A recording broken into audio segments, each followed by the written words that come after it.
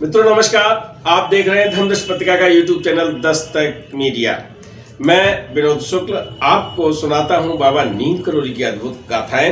अद्भुत गाथाओं की श्रृंखला में आजकल मैं आपको मिलवा रहा हूं महाराज जी के उन अनन्य भक्तों से जिन्होंने महाराज जी का सानिध्य पाया है मानव देह लीला में, और मानव देह लीला में जान नहीं पाए, बहुत अनुभव हुए।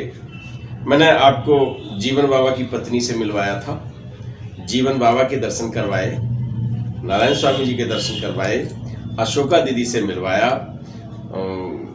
सत्या बहन जी, मतलब बहुत एक लंबी लिस्ट है। विनय चालीसा के प्रभुदयाल शर्मा से हमने आपको मुलाकात करवाई, और आज हम बैठे हैं दादा के सानिध्य में अमरनाथ मेहरोत्रा के साथ।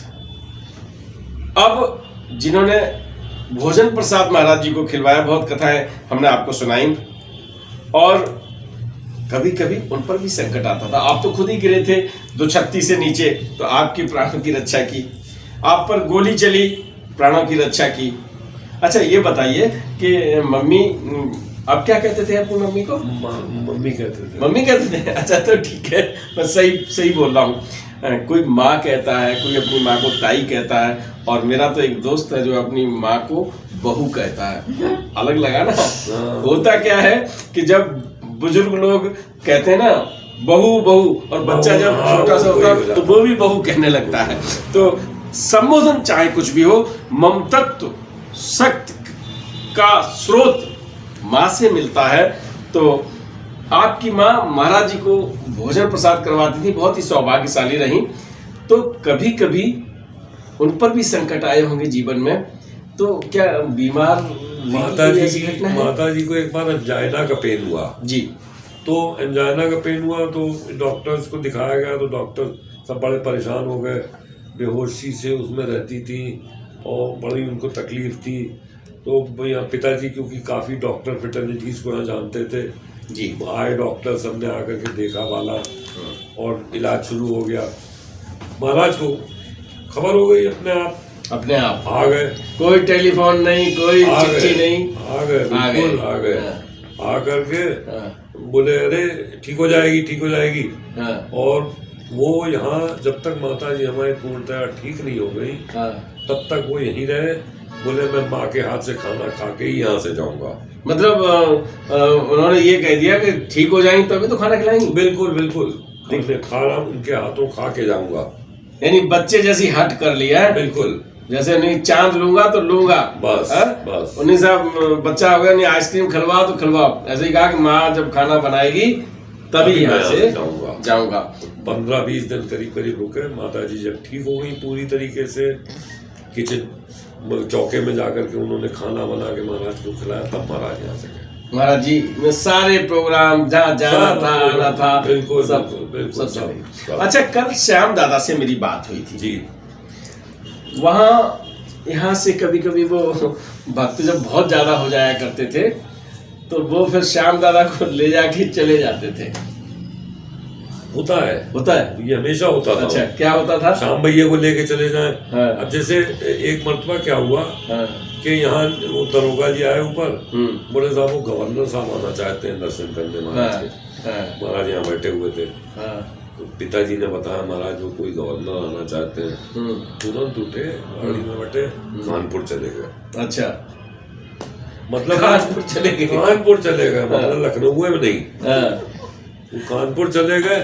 तो खैर बता के तो जाते नहीं थे कहाँ जा रहे हैं। कानपुर का इसलिए पता चल जाता था कि गंगा जी के घाट पर वो गेट बना हुआ था, वो शुक्लागंज वाला, वहां पे गाड़ियों के नंबर नोट होते थे। अच्छा, वहाँ एक टेलीफोन रहता था। तो टेलीफोन करके कंफर्म हो जाता था कि इस नंबर की गाड़ी कानपुर की तरफ गई। मतलब भक्त भी बहुत चालाक है ना, सब ट्रैकिंग नंबर। अब तो पहले कार्ड लगा दिया जाता, चिप लगा दिया जाता, तो भक्तों ने जगह जगह चिप लगा रखी थी। पता करने की कोशिश करते थे तो हो जाएगा, पता चल जाता था। तो गवर्नर साहब आ रहे थे, तो ये होता था उनके साथ। जैसे बहुत भीड़ होने लगी, उनको बड़ा अजीब सा वो होने लगा। उठते थे चले जाते थे, बताते नहीं थे, गाड़ी में बैठे, रिक्शा में बैठे, जैसे भी होता था चले जाते थे। अब वो जो जिसने पा लिया किताब अभी, अब जैसे यहाँ भीड़ जमा है, ऊपर भी लोग बैठे हुए हैं, महाराज यहाँ है जैसे, या ऊपर है तो नीचे भी लोग बैठे हैं, ऊपर भी बैठे हैं सब, पूरी भीड़ होती थी अच्छी खासी। तो चुपके से निकल जाते थे, और जब तक वो महाराज कहाँ जब पता चले फिर तब तक महाराज गायब चले जाते थे, महाराज चले गए। तो फिर ये होता था सब अपने धीरे धीरे करके सब चले जाते फिर आ जाते थे। आप विद्यार्थी जीवन में महाराज जी का आना जाना लगा रहता था, आप स्कूल में होंगे, तो कोई ऐसी घटना बताओ जो आपके अध्ययन से संबंधित हो। मेरे इम्तहान हुए जी, तो इम्तहान हुए तो हमसे पूछा गया तुमने कैसे पर्चा किया, महाराज यही थे तब, तो तुमने पर्चा कैसा किया। तो हम क्योंकि शुरू से घर में परिवार ऐसा उसमें था कि हम एक चित्र लेकर के महाराज का रख लेते थे जेब में रख के, फिर धीरे धीरे जब ज्योमेट्री बॉक्स आने लगा तो उसमें रखने लगे थे। अच्छा, जेब में रख के ले जाते थे।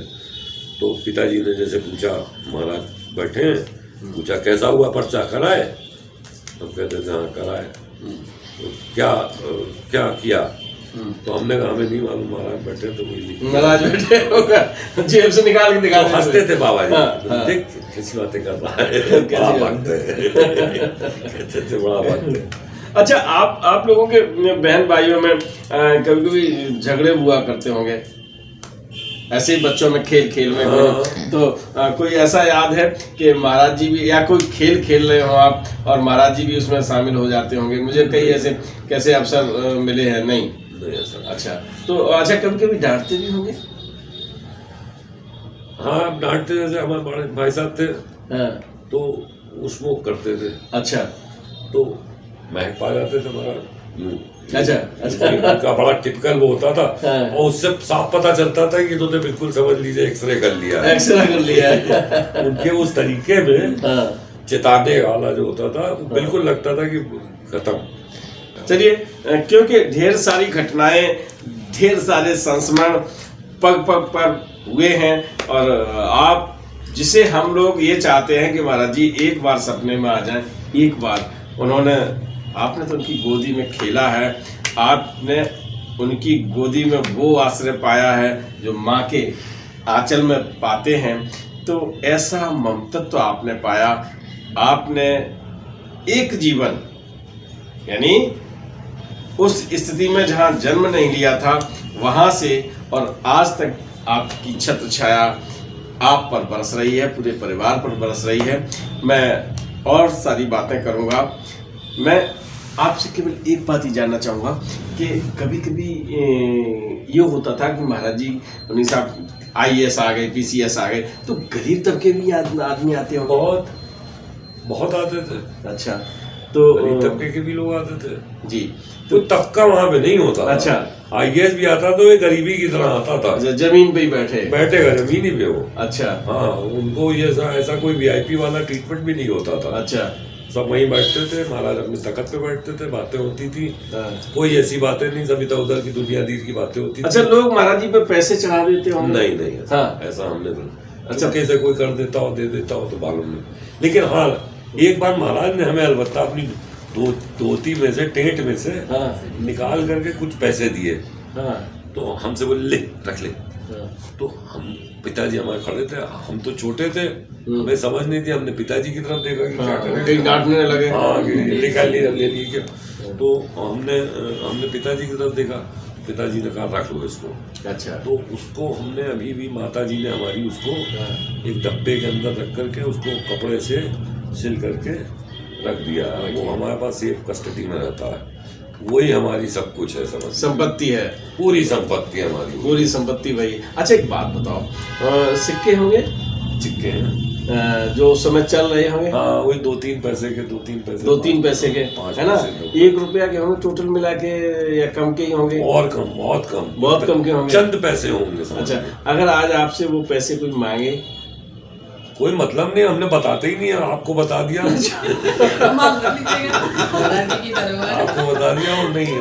अच्छा, नहीं, अगर वो ये कहे कि मैं एक मकान लिख दूंगा आपके नाम, दे देंगे?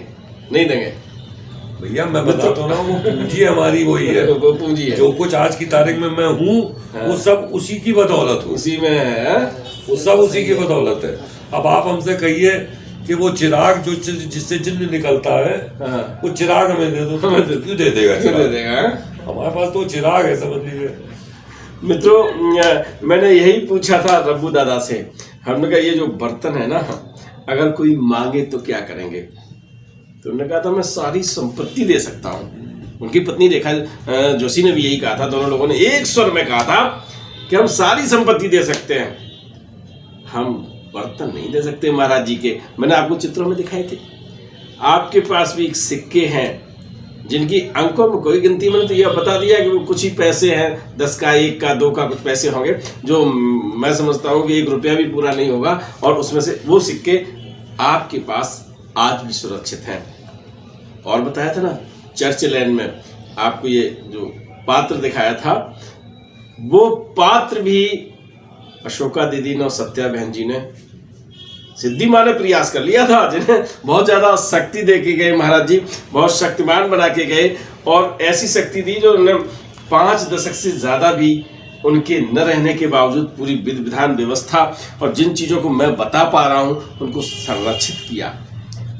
तो उनको भी उन्होंने वो पात्र नहीं दिया था। मैं आपको दिखा रहा हूं, फिर वो फोटो आप देख लीजिएगा। फोटो दिखा सकता हूं, अगर उस समय आप होते तो छुआ देते। मैंने छुआ भी था और आपको मन से दी। आप क्या यकीन कर सकते हैं कि हमारे भगवान ने जो वस्त्र पहने,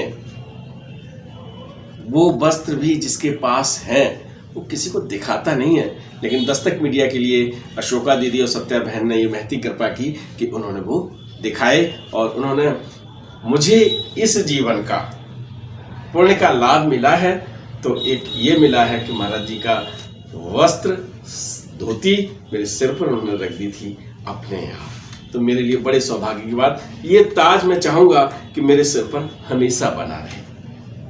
तो पुण्यों का फल मिलता है, तो पता नहीं कितने जन्मों का पुण्य है जो हमें ऐसा अवसर मिला है। आपके पास भी महाराज जी की जो निधि है वो राम राम है, और आप बोलते रहिएगा। आप ये मान के चलिए कि महाराज जी आपको ये राम राम निधि के रूप में दे रहे हैं, और आप उसको सुरक्षित रखिएगा, जिससे आपको मोक्ष मिल जाएगा। कथा दादा के सानिध्य में सुना रहा हूं, बात भी कर रहा हूं, आपको मोक्ष का मार्ग भी दादा के द्वारा मिल रहा है। और इसको कहीं जाने मत दीजिएगा, अपनी अलमारी में, अपने कैश बॉक्स में, अपने लॉकर में रख लीजिएगा महाराज जी का मंत्र राम राम।